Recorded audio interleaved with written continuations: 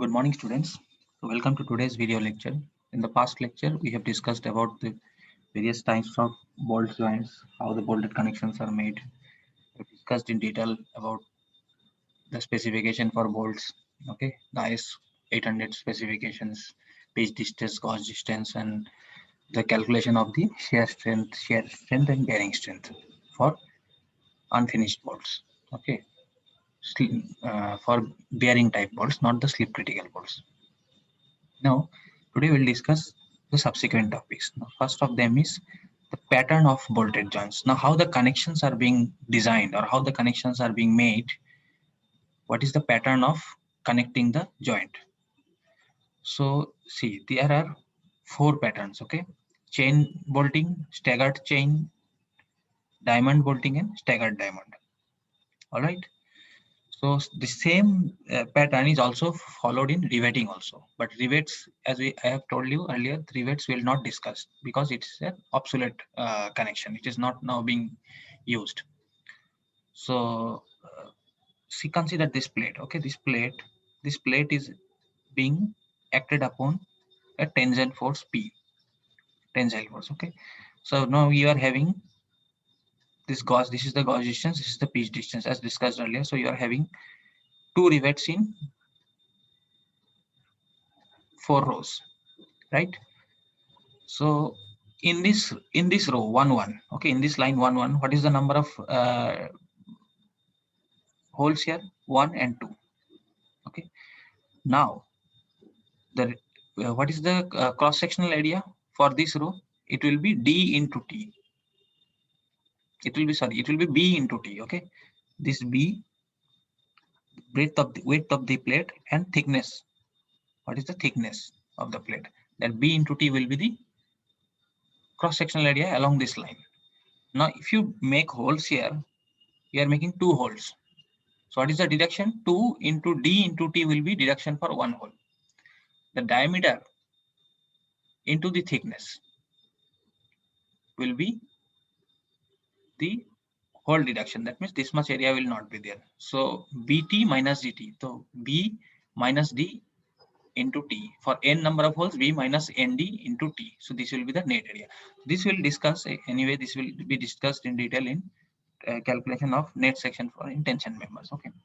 So here you can see chain riveting means in all these rows, you are having two and all are in the same line.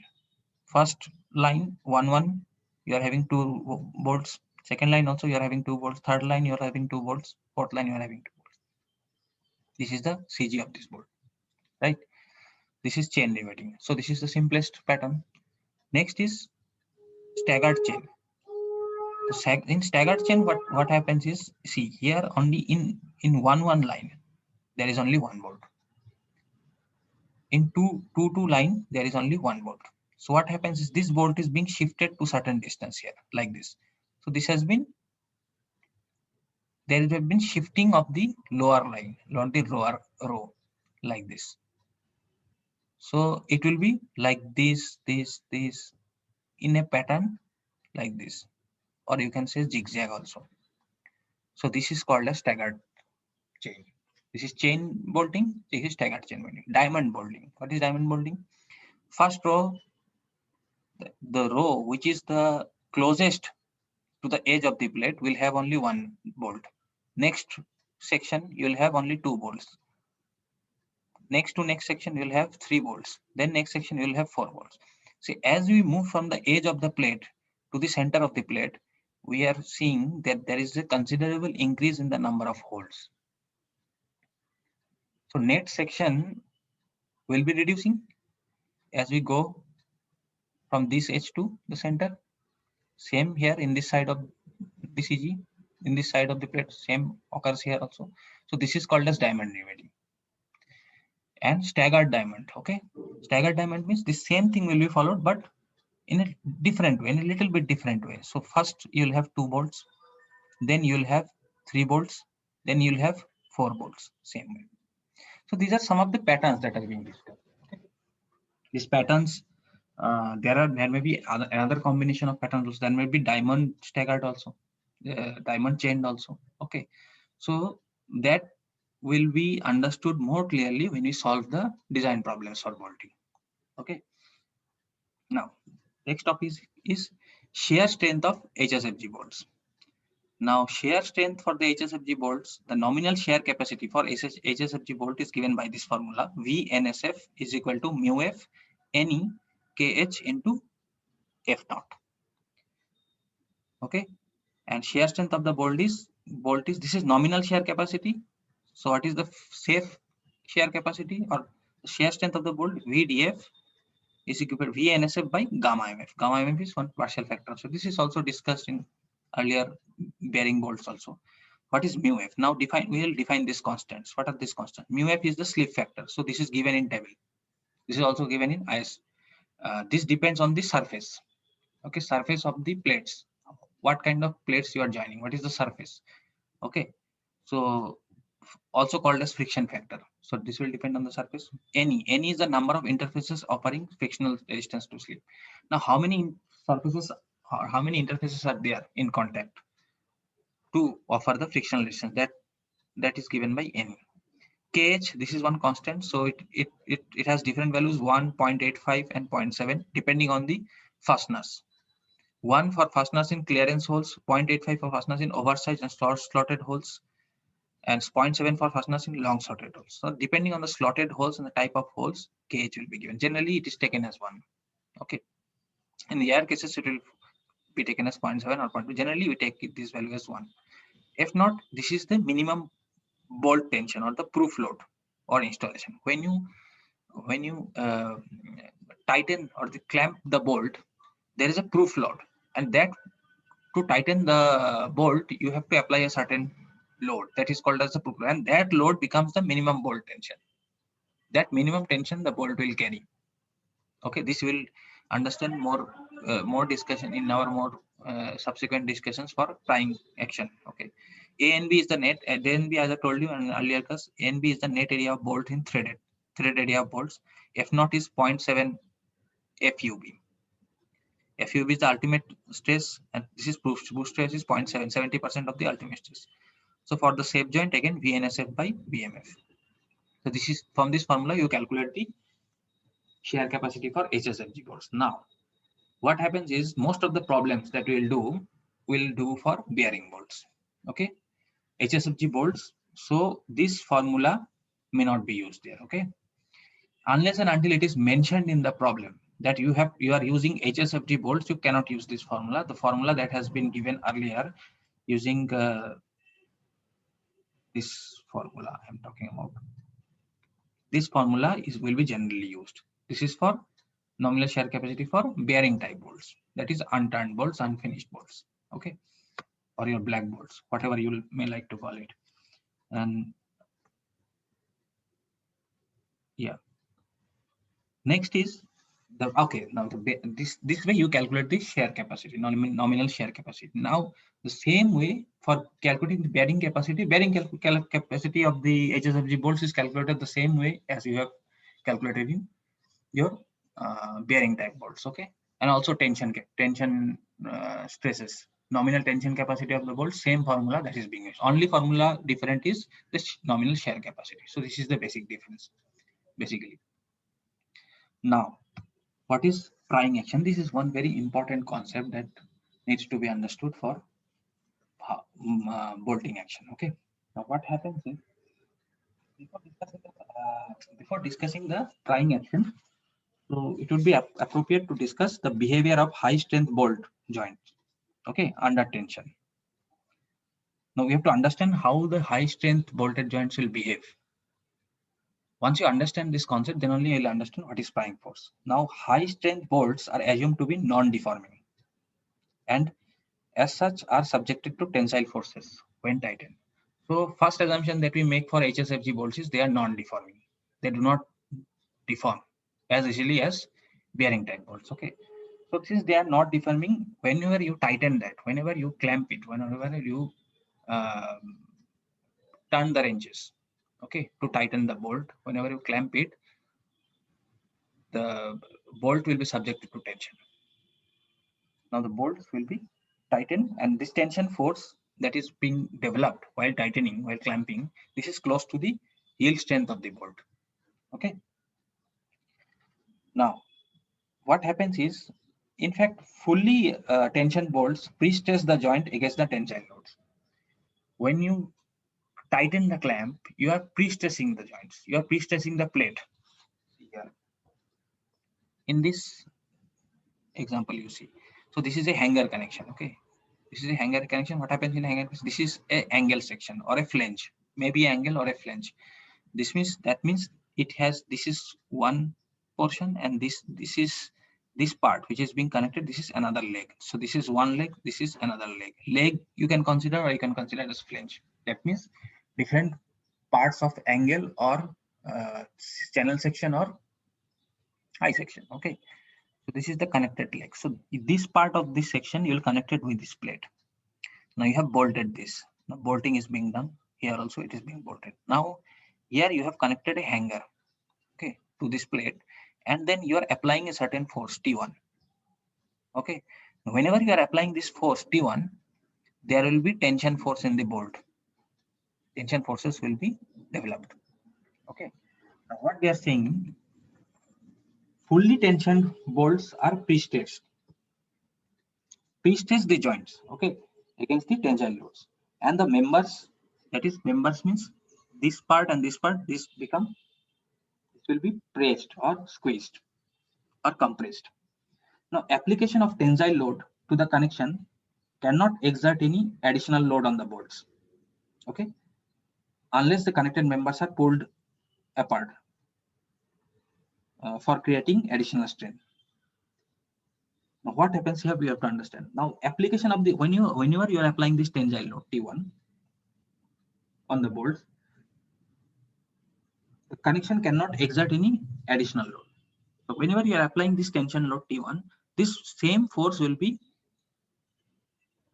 taken up by these bolts. And that means T1 will be equal to TE plus TE, that is 2TE. Now, if your force exceeds this force, T1 is greater than T2, then only the game will begin. Now, what happens? Now, due to pre-stressing of the plates, whenever you have these bolts are being tensioned, now these plates are compressed, squeezed, and before the connections only, these plates, due to this tension force, these plates are pre-stressed. Now, whenever these plates are initially pre-stressed, means stressed initially before application of the additional loads. Whenever these plates are pre-stressed, this thickness, the combined thickness will decrease. Obviously, if you are stressing here, if you are applying compressive, these are compressed or squeezed, the overall thickness of these two plates will decrease. Okay, and it reduces, and in turn, this will reduce the tension in the connectors. You go on reducing the thickness, you go on compressing, it will go on reducing the thickness. And if you go on reducing the thickness, what will happen?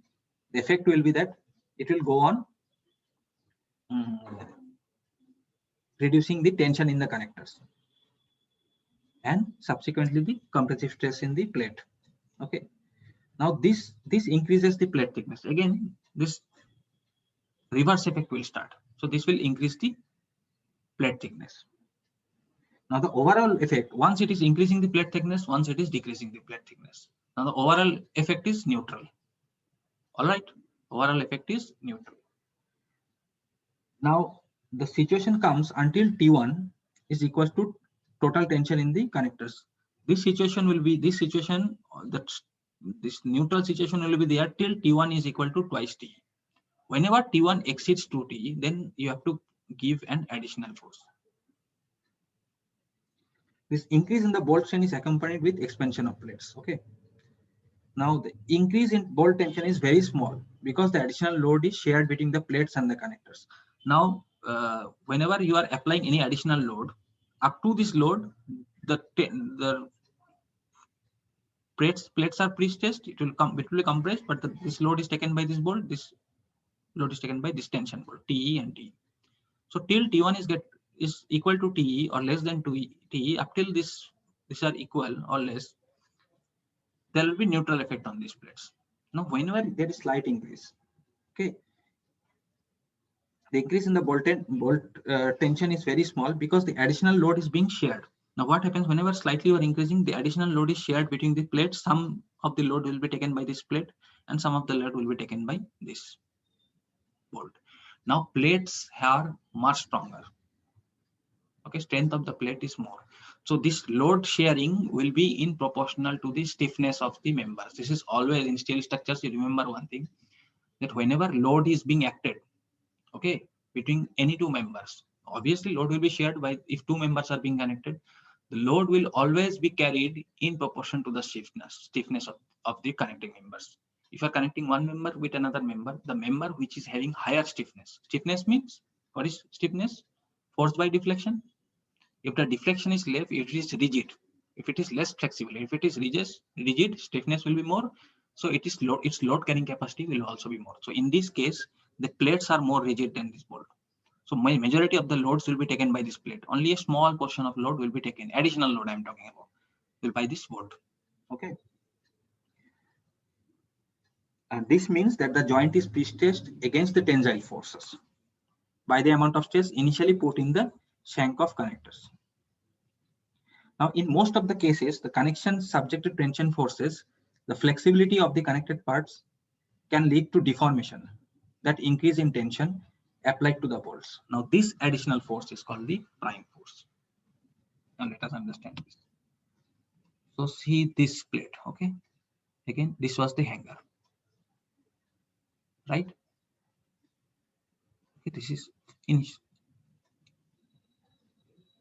the plate, this is the bolt, this was the hanger. Now, what happens is initially this was like this. This plate was not like this. This was straight as like this. This plate. Now, when you continuously start increasing this load, okay, this is bolted up, so this will deflect like this in this shape. Later on, it might deflect like this also in this shape. So one thing is the plate is failing, here the bolt is failing. See the two type of failures. This is fabricated T section. Now you're applying T is what? The external tensile load.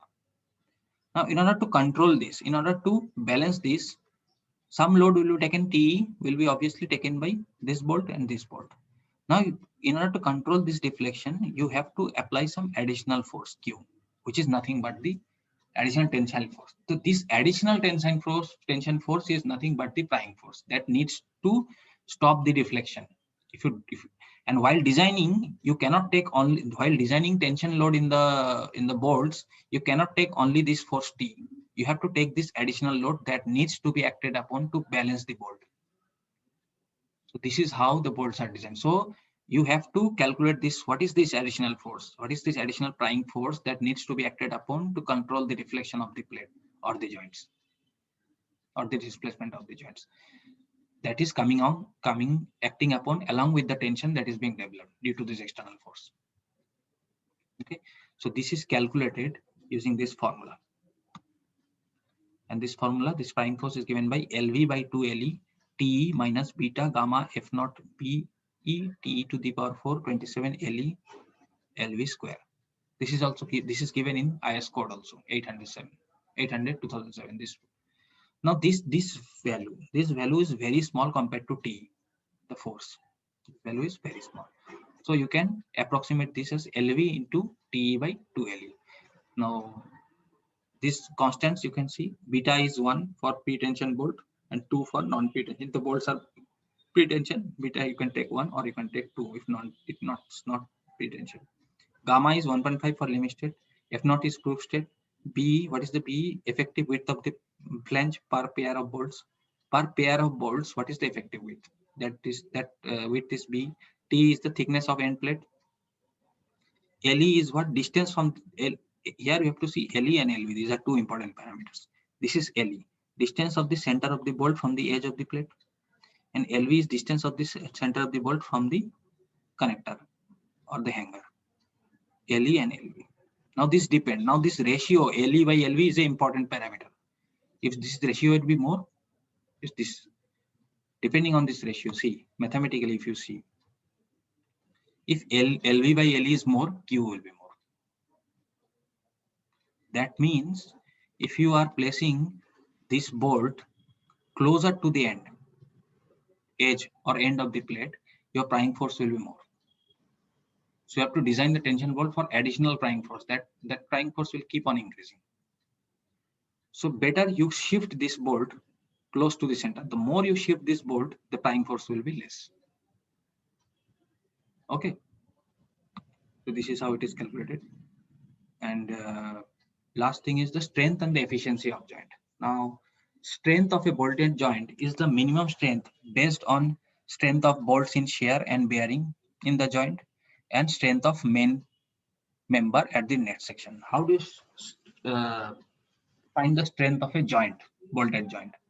So for that, you need to find what is the shear capacity of the bolt, what is the in shearing, what is the capacity of the bolt in shearing, capacity of the bolt in bearing. You find shearing strength, you find bearing strength per pitch bolt length. Okay, and then what is the shear strength of the main member, that is the plate. What is the shear strength of the plate? Now minimum of these two will give you the strength of the joint. Okay, now efficiency of the joint is calculated by this formula: strength of bolted joint per pitch length. Per pitch length means if this is the bolt, this is your pitch. Okay, per pitch length means here to here. What is the strength for this much width only? Per pitch length. It's not for the entire length of the bolt.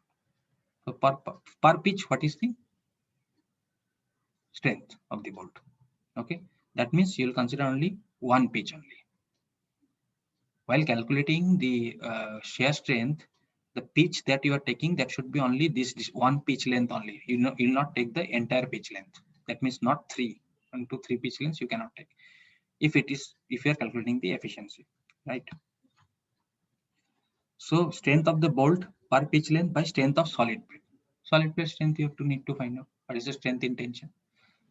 So this ratio into 100 will give you the efficiency. Generally, bolted joints are quite efficient. It gives you efficiency. It is more efficient than, in fact, rivet joints. It gives you efficiency more than,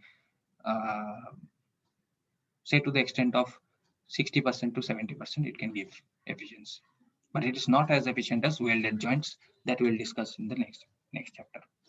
Now, another thing is when any section, any bracket section, any T section, it is jointed with some flange of a column or a beam. Now what happens? There are two forces. There may be shear and torsion both. So in that case, you find the equivalent of shear and torsion and then calculate what is the total load carried by the joint. Okay. So in the next class, we'll take up some design problems for bolted joints. We'll discuss those problems and then we'll move on to welding or welded joints. Thank you for today's class. Have a nice day.